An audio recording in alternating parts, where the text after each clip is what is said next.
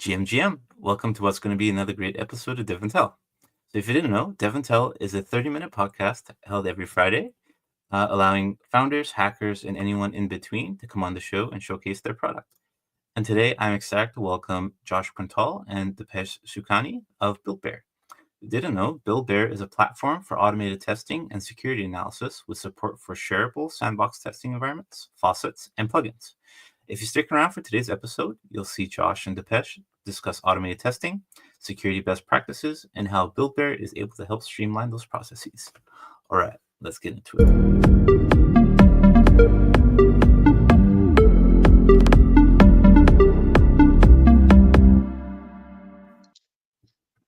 GM, welcome to the show, Josh and Dipesh. Thank you so much for taking the time to come on today. Thank you for inviting us and having us this platform. Yeah, my definitely pleasure. excited to be here. Yeah, excited to have you all here. So before we get into all the goodies you have prepared for us for automated testing in Web3, perhaps would you like to start off with an introduction about yourselves, just in case folks aren't familiar? Yes, I can start. My name is Dipesh. I am the co-founder of BuildBear Labs. My background is that I've actually been an international tax lawyer right before I jumped into Web3 in 2017. So I used to do, I've practiced 11 years for international tax. And then since in 2016, I got introduced to blockchain and I really loved what this was doing. And then I just really had a simple thing that I just want to become a smart contract developer. So I quit everything in 2017 and said, let's go to a library and start studying how to code. So it's a self-taught journey. And honestly, Web3 is fantastic. Right after my job, I actually got some opportunities to basically kind of do an internship, basically help them out with a lot of stuff. And then I can study JavaScript and slowly build my way into coding. And then did that for approximately around 5 years until 2022, when there were just a lot of inefficiencies that I was facing in terms of development. And I had this one thing that I'm competing with some of the finest people in this thing, self-taught. I mean, I have a lot to catch up. So what can I do to just help myself? And I started building a small tool and then started sharing with a couple of friends of mine that does it help you guys? And if it does, just give me feedback, because I wanted to basically cut a lot of development time. And one thing led to the other, and it's what BuildBear Labs is today. Josh. Amazing. Yeah, Josh. Yeah, very cool. Yeah, hey everyone, I'm Josh Quintal. I'm the product manager at BuildBear, and I've been in the space since about 2017. I had previously worked at a marketing firm, but I had heard a little bit about Bitcoin and about Ethereum. And then coincidentally, actually, like a contractor that we had at that agency invited me to an Ethereum meetup in Detroit, where I was at the time. And I went, and the bug bit me. I thought smart contracts seemed really cool, really useful. And then from there, I discovered Truffle, the developer tool, and actually made a series of boilerplates called Truffle boxes. I think actually maybe like truffle-box.github.io might still exist, but so I made those boilerplates, and it was pretty early on, so like no one had really done something like that at that point, and it caught the attention of Tim Coulter, who was the founder and CEO of Truffle for many years. And so then he messaged me through Reddit, actually through that Reddit post, and then the rest was history. I worked there at Truffle throughout our time, both at Consensus as an incubator, and then when we spun out as an independent company, and then we're later actually reacquired when Consensus split into Consensus Software and Consensus Mesh to make a DevTool stack. But yeah, other than that, I've always been in the developer tooling side, or at least like the developer end of crypto for sure. So other than Truffle, I've also worked in the Near ecosystem, building dev tools there, and also on the infrastructure side at Infura as well before BuildBear. Amazing. So both of you are pretty well versed in the Web3 space and seen your fair share of security exploits, I'm sure, and things people should have been doing better than they did. And I guess how did you both find yourselves, or like Josh, I guess, how did you find yourself at BuildBear Was that at a conference you met Dipesh, or vice versa? Oh, I don't remember. I mean, we definitely met first in person at a conference. I think, and Dipesh, correct me if I'm wrong, I think Amal actually introduced us at first. Correct. Yeah. So thing is, when I was learning Solidity, there was this consensus used to have this bootcamp for the smart contract development, and I thought that let me join that. I already learned smart contract development. I thought now I'm looking for career opportunities, so this might be a good place. And Amal, who is my mentor, uh, since I joined Consensus, Amal and Josh have worked together a lot, and that was the offline connection that happened. And then we met at Denver, I think last year, and Mm. then we've been just chatting a lot on this one. And there are some things that what we're doing was something that Truffle was on the roadmap to do. So just kind of, let's say, stars align, where Josh was, yeah, this is what we've been building. We should build together. Sorry. Amazing. Yeah, I'm always very fond of hearing everybody's origin stories and how things kind of came to be. So thank you so much for sharing. Yeah, I guess without further ado, I know we've had a very interesting 2025 in terms of security and late 2024. So yeah, very, very keen to hear what you have in store for us today. Yeah, definitely. I can. Oh, sorry, Dipesh. I saw you on Yeah. mute there. If you want to say something else while I'm getting the slides ready here. And Cool. folks, while Josh is getting the slides up, if you have any questions for the team, please post them in the chat and we will get those questions answered for you. And yeah, you are good to go, Josh. Go for it. Cool, good stuff. Thank you. Yes. So, yep, automated security testing for Web3. Let's talk about it. Dipesh and I'm laughing because we talked about this previously. We were like, I bet we'll have already introduced ourselves before this, so we can skip that. All right. So, testing in Web3. Let's talk about it. What does it look like? What's the current state of it? And I'll note before we dive in that this example is going to be, a fairly robust DApp, right? Like something like a Uniswap, like a Biconomy for account abstraction, things like that here. So there will be some moving parts. So first, the tried and true, we know it, we love it, are smart contracts. And when it comes to smart contracts, and we're going to talk about unit testing each of these components. We've got fuzz testing in Foundry, also our Solidity unit tests. If you're in the hard hat world and you're writing JS tests, you're familiar with Mocha and Chai. And then these smart contracts, right? We're connecting with them through, if you're not, connecting with them directly, maybe through your wallet or something like that, you're connecting most typically, especially your end users, through a front end or a back end. And so your front end, typically React.js, we've got VM and WAGMI, maybe some lower level libraries if you're using those. And those get unit tested via Jest and they, a very large unit testing ecosystem for JavaScript there. Similarly, on the back end, we've got Node.js or a Go server, and we're unit testing with the tools inherent in those as well. And maybe this seems relatively simple up to this point. We've got the unit tests for each piece, but thinking beyond this, these moving parts, they integrate together, right? Like we've talked about these being tested in isolation, and that's typically what's focused on because the complexity starts to grow here, as we'll see. So in the case of a more complex step, again, like a Uniswap or something like that, really anything beyond your basics, you might have like an SDK or even just like a series, like your own connection library you're starting to maintain.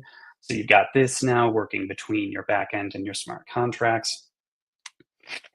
And all of this, going back to the integration testing point and kind of the difficulty inherent here, we have local environments, we have cloud nodes, right? We can run these things, we can have everything kind of talk through that, but integration testing is still difficult. This is definitely not the whole story, right? Because all of these components, they don't exist in isolation. And starting again with smart contracts, we have these services that are hybrids, right? They have off-chain and on-chain components, right? Account abstraction, bridges, oracles. These are all things very commonly used, especially if we're talking about DeFi. Most modern dApps are multi-chain at this point, so you're definitely dealing with bridging. And again, these are not going to run necessarily in your local or even most cloud environments. And then on top of that, beyond integrating all of these various services, we've got the team working on multiple pieces at different times. So things around different branches. There's a lot to keep track of, and you can see, especially with there being multiple pieces here and now multiple branches, it's almost like growing exponentially in a way, the complexity inherent in doing an integration test. And so many times they either just get overlooked or they'll be incomplete, right? Like maybe you have most of these pieces, but you're missing some of the hybrid services. Um, and so, really at BuildBear, we've noticed, this being a big hole, and it's even caused security issues that we'll talk about later. And one of our missions is to definitely make this process much easier.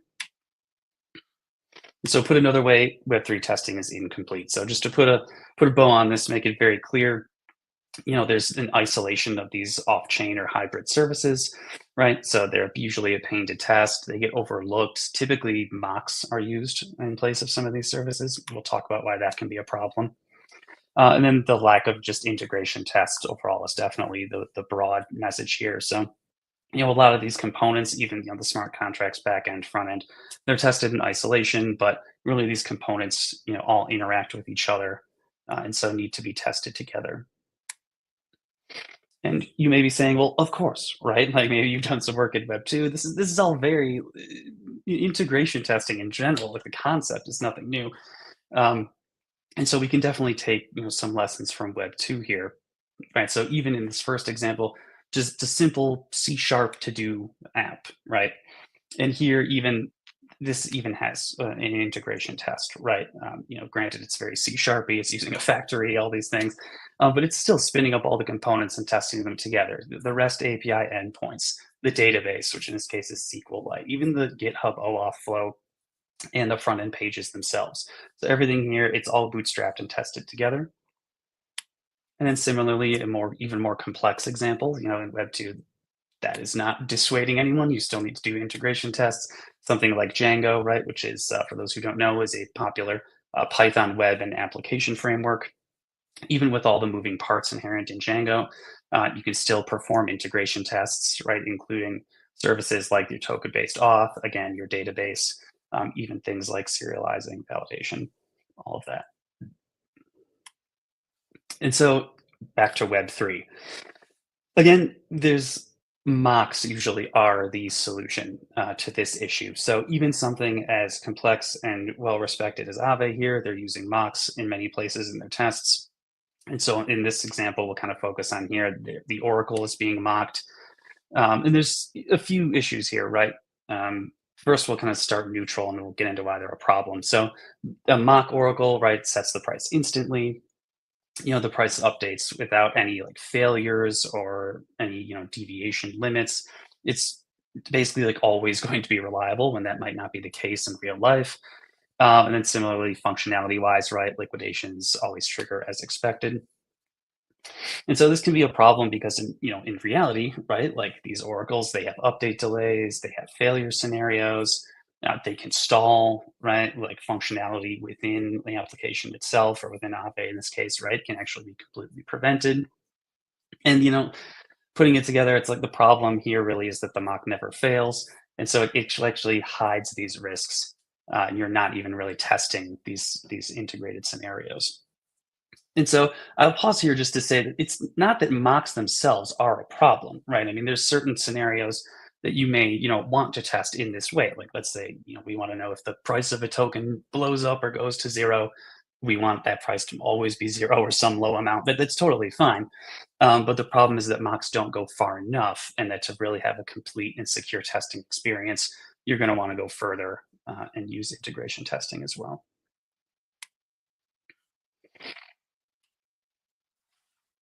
And so here, yeah, don't take our word for it. We've got two specific examples here. This first one here is about front-end integration. So in this case, we've redacted any names of the actual dApps, but if you're curious, maybe you can ping one of us. We can give you the sources for these. But in this case, this was actually a type error, data type error here. So using Web3.js, this front end, it was actually passing a uint value, or sorry, excuse me, passing a string instead of a uint value. And so the EVM was actually reverting, and the smart contracts were interacting with the front end.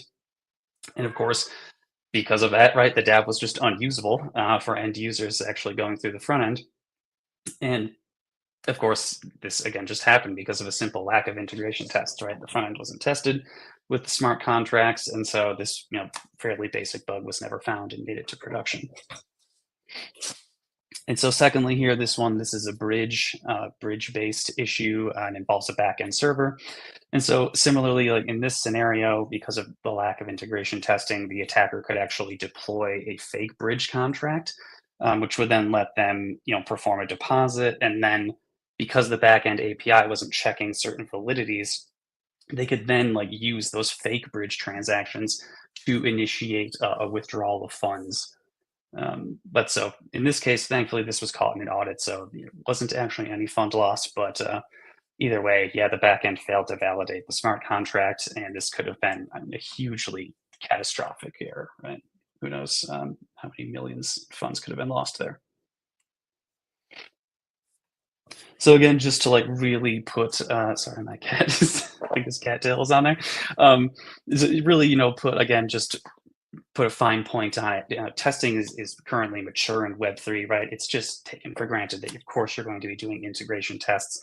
Your front end, your back end, your database, each piece gets unit tested. They all get integration tested together. And external services even support robust testing environments, right? Like I'll just focus on Stripe here. Stripe, you may know, you actually has a full testing dashboard, right? You can send transactions to Stripe in a test mode.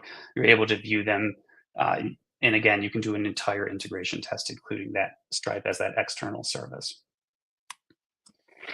And so now here, this is where BuildBear actually matures Web3 testing with a similar setup that we'll show you today. So of course, your front end, back end, smart contracts are all unit tested. But BuildBear makes the integration portion easy and in many cases just simply possible because of its ability to connect to these hybrid services and some other features that we'll show you that make it easier to perform integration tests. So here we've got examples of Pimlico for account abstraction. We've got Chainlink for VRF and for price oracles, and Gelato for their Web3 actions here. And so just to continue to drive this home so with some of the pieces listed there, BuildBear really takes an ecosystem approach. So, we are a platform for smart contract testing, for running sandboxes, but we don't try to build everything. We really like to focus on the fact that dApps, smart contracts don't exist in isolation. There's all of these different services. And so we're aiming to support the key ones here. Again, we mentioned Chainlink, Gelato, and Pimlico from the realistic testing environment side, but even for the tooling that you use within BuildBear, right? I can tell you right now that we have our own internal explorer, but we also support using other explorers like Block Scout as well. So we're really aiming for flexibility. And on the debugging note as well, we'll check out Sentio today, actually, Sentio integration, but we also integrate with other tools, noting the security point, right? Solidity scan for automated security scanning and testing there. And then for the realistic environment for those tests that require time advancement, BuildBear's got you covered there as well. And so, recently we have been very fortunate to have a really nice amount of growth. We actually have surpassed over 110,000 sandboxes just in the last month here. And over the last 4 months, we've actually had almost 20% growth there. So super happy about that. And even beyond those plugins that we mentioned, BuildBear's ecosystem is just continuing to grow. So we've got some of the plugins that we mentioned here. We're happy to call companies like Consensus our clients. And just, a lot of exciting stuff happening in the ecosystem. Sourcify is another good plugin. Remix support for BuildBear is really great. You can install the BuildBear plugin, run our sandboxes through there, and then claim them for your own user account. Really nice experience. Stay tuned there. We're doing some great stuff with Remix specifically. All right, cool. Without further ado, let's dive into the demo. And so because of the way that screen sharing works here, I'm going to have to unshare and then reshare the demo real quick.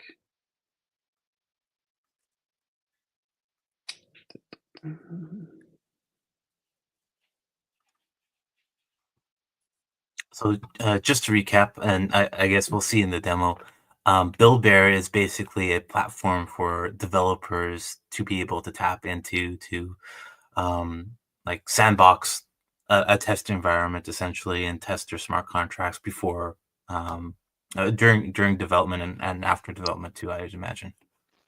Yes, I mean, we would like to say it's a platform for testing the application, the entire Web3 application, because in smart contracts, people are doing phenomenal job when it comes to unit testing using fuzzing or other tools. It's the entire application which needs to be tested thoroughly, Uh, because there we have a lot of gaps which people completely miss, and that has eventually some or the other impact over there. Gotcha. Excellent. And perfect segue into the demo. There you go. Yes, definitely. Cool. And real quick, if I full screen this, okay, cool. I see the yellow border. It should still be sharing it. All right, let's walk through using the Pimlico Paymaster with a BuildBear sandbox. Now, to show a real-world use case, we're going to execute a Uniswap v3 token swap. Soon we'll be releasing a tutorial and GitHub repo that goes over this content, so stay tuned for that too. Okay, so this is the entire flow of the transaction. You'll need to have a private key for the EOA, which will be used to set up the smart account. The smart account will send a user operation through the Pimlico Paymaster. The smart account will pay in DAI for the gas. The Pimlico Paymaster will pay the gas on behalf of the smart account and send the transaction to the sandbox. Then the sandbox will execute the swap, and finally the transaction hash will be returned to the smart account. So let's get started. First off, we need to get a sandbox. So let me pop into BuildBear here, and we will get one. I'll note the script we're using today is written for Polygon mainnet, but of course we could use any other network that Uniswap supports. We can use a random chain ID. All right, so now that we have the sandbox set up, let's go to the dashboard. And we'll go to the plugins. We want to install Pimlico Alto, of course, with just one click because we want to look at account abstraction. And then for later analysis, we'll also install Sentio. Okay, so now that we've got the plugins installed, we'll head back to the script and walk you through it. With our sandbox URL, we'll set up the sandbox network and define the chain. Using it, you can then create the private key, which is it's totally optional. If you have a private key, you can use it in the environment file, or you can also generate it using VM. Then we create the public client using the BuildBear sandbox network. Now we can create the Pimlico client using the sandbox URL, and we'll also define the entry point. We'll be using version 0.7 for this tutorial. Then using the private key, we'll create the signer. And then using the signer, we create a safe smart account. And now with the smart account, we create a smart account client, which will then send the user operations. So these are some of the parameters. The account, we'll be passing in the account, the chain, the bundler, transport, and for the paymaster, we provide the paymaster endpoint, which will be our Pimlico client. Then user operation, estimate gas fees, which are totally optional. Okay, so once you have the smart account set up, these are some placeholders for getting the balance and printing it. These are the helper functions. You can get the balance of the accounts for the DAI address, similarly for the USDT address, and then we format it into 18 decimals and 6 decimals respectively. Okay, then continuing the script, we put a check. If there's enough DAI in the account to pay for the gas, we'll execute the script further. Otherwise, we just print the address and ask for funding and then exit the script. Once the script runs successfully, you'll have a smart account address. So now let's go to the faucet. So we head over here, paste in the smart account address, select the DAI stablecoin, get 100 tokens. As you can see, we've got the 100 tokens. So let's go ahead and continue. We print the before balance for the native tokens, the DAI token, USDT, and we also define the swap parameters.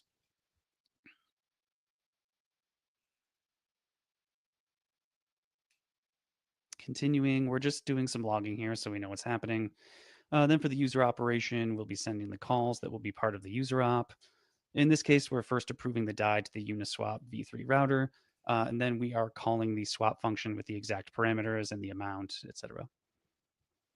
Okay, so once you have estimated the user operation, you can calculate the max user operation gas, and then you can also apply this formula to calculate the amount of gas in the token. So this step's totally optional. You can go ahead and skip it, but that would give users an unlimited approval amount in the Pimlico Paymaster. Okay, so let's go ahead now and send the user operation. The calls for this are as follows. We first need to approve the DAI to the paymaster V7 address and the calculated amount of tokens that we did in the previous step. Again, you can do the max approvals if you're unsure of the limits that you want to set right now, but at some point you should align this with production. So after that, we approve the swap amount to the Uniswap v3 router. We approve the 1 ether, and then we fill in the parameters for the exact input to execute this. And then you need to define a paymaster context, which is essentially defining what tokens you're choosing to pay for the gas. All right, let's do this.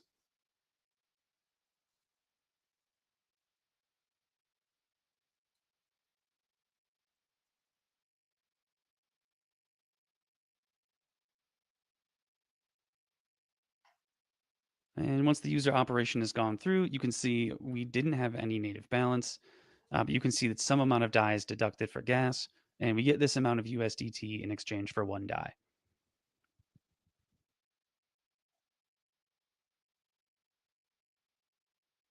All right, now that we've got it done, let's go ahead and actually view the transaction in the BuildBear Explorer. So you can see the transaction's gone through, we can view the logs and the token transfers. All right, now let's also check out Sentio too. So over here in Sentio, you can also view the trace. So we can watch the flow of funds.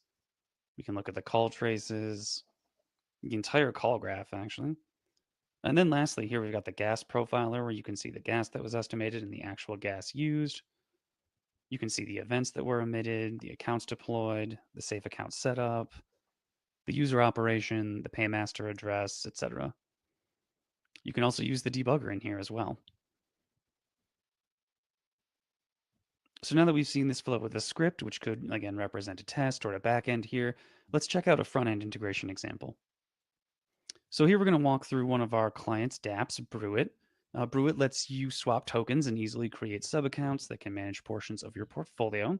You can imagine a feature, right, where agents could control one of these sub-accounts, but I'll let you discover that for yourself. Today, I just want to demonstrate another great feature of our sandboxes for front-end devs.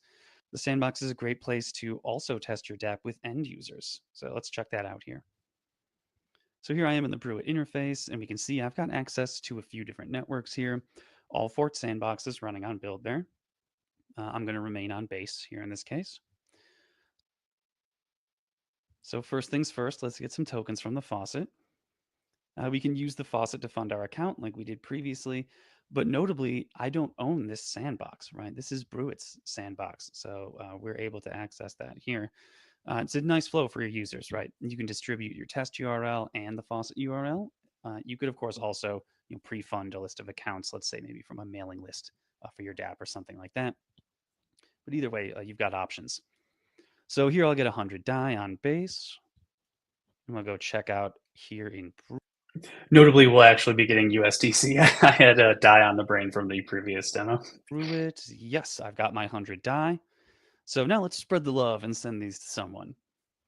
So here I'm going to click, here I'm going to click.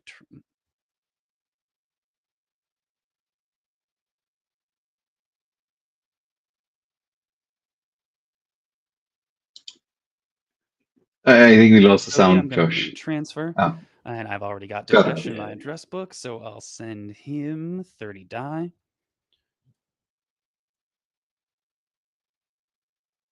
And look at that, we sent it successfully. So I know this part looked super easy, but actually it went even further than our previous example in that this integrates not only the Pimlico off-chain services, but also a front end, a back end, and all of that in the sandbox environment. So you can see that this could all be automated in your tests or shared with users like we did here for live testing. So BuildBear makes all of this much easier than piecing together these services yourself, and we are really excited for you to try it.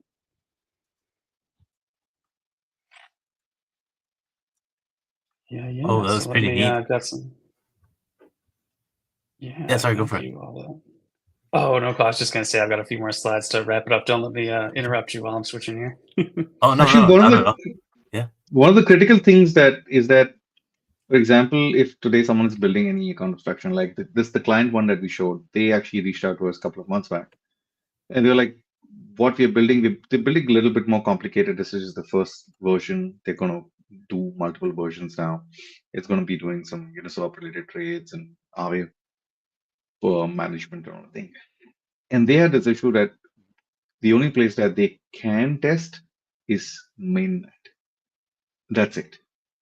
And they were absolutely clear that they will not do that. I mean, who's going to test a lot of these things on mainnet with real money, right?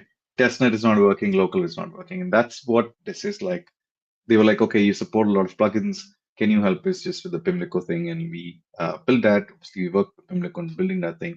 So what essentially happens in your sandbox, it's the actual Pimlico's code base, which is running. So which runs on the mainnet, which is exactly running over. So thus, we are just the engine provider, a platform for providing the sandbox. And then these plugins can attach, anyone can build and attach these plugins. And it's extremely simple that, okay, I'm going to use the things that is there on the mainnet for my testing. That's the kind of the bridge that we want to fulfill. Amazing.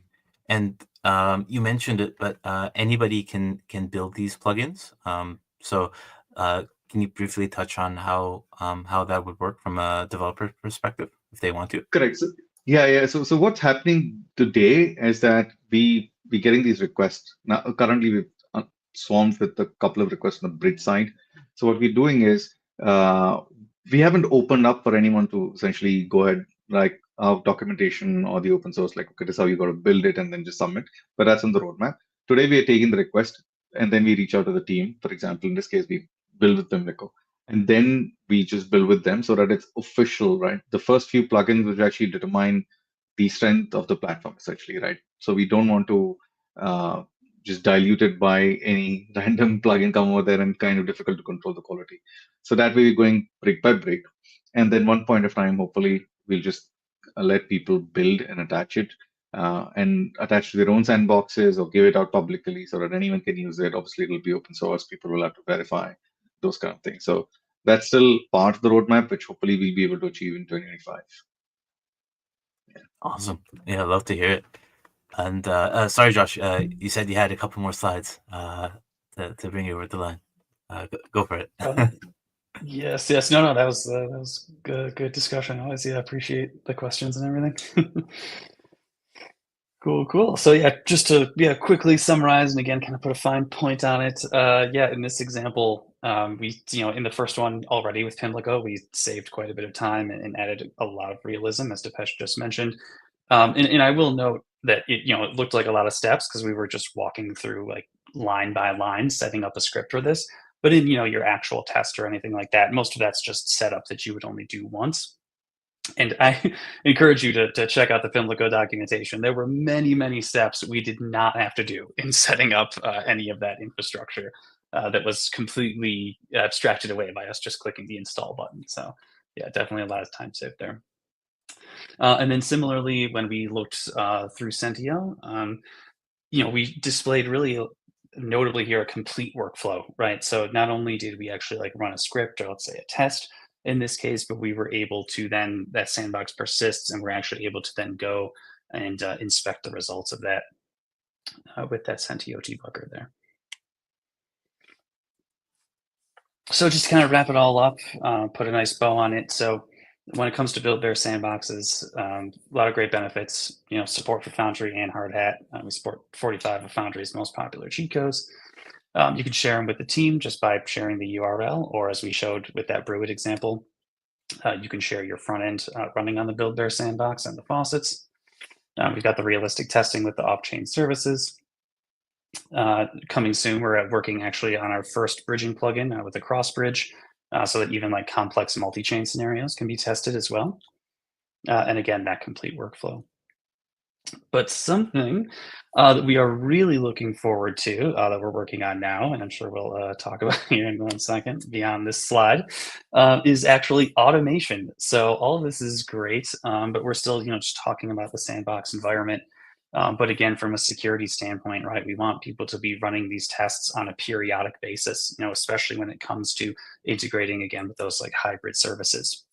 you're going to want to be checking regularly, whether your integration tests are running or not. And so to that end, we are working on a CI/CD pipeline.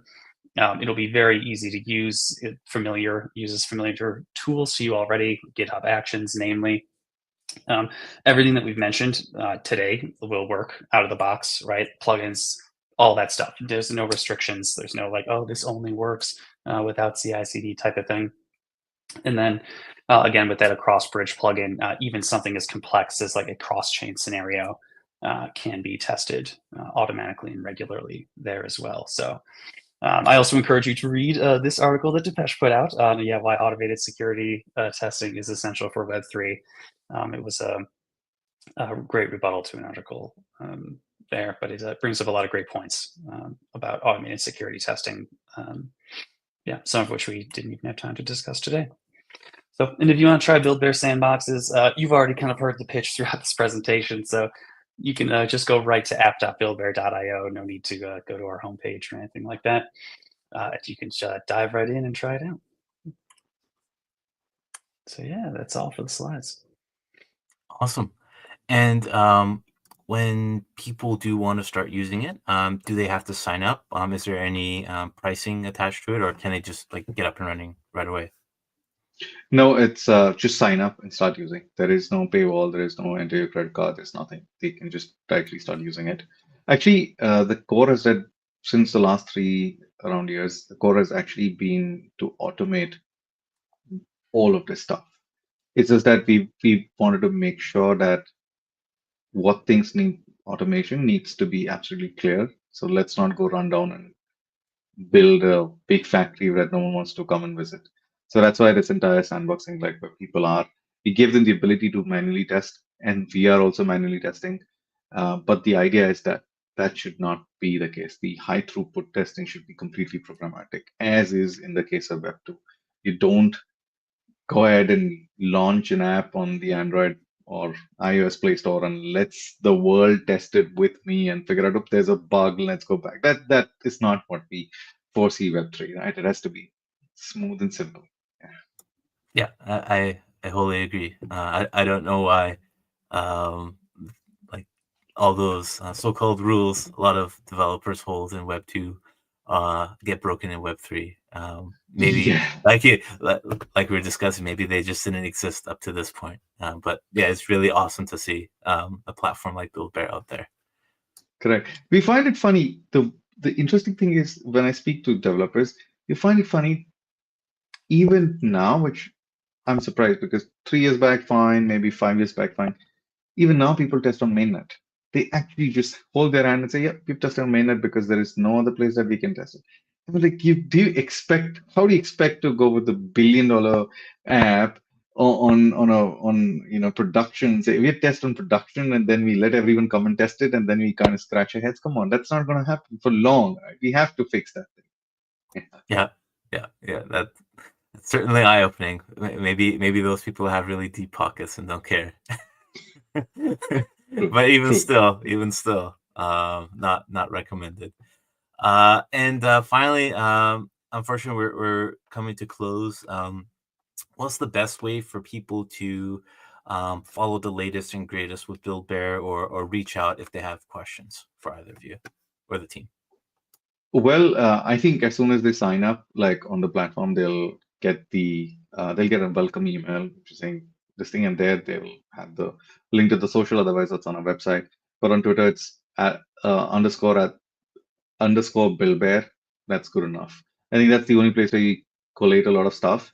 But we write a lot of technical blog posts and all. I think actually that's the main thing that we kind of do. We're not the best in marketing, so we write just technical tutorials a lot. And that has actually been just the best way that people get to know us. Amazing. Love it. And with that, just want to thank you, Dipesh and Josh, so much for giving us a very thorough walkthrough and presentation. I think today more than ever, having security and testing forefront in your mind is very paramount to ensuring you don't see massive exploits, or at least reduce them going forward here. And we have a question come through. If we want to quickly bring that up, how does excuse me, how does BuildBear handle state persistence in its private testnet sandboxes?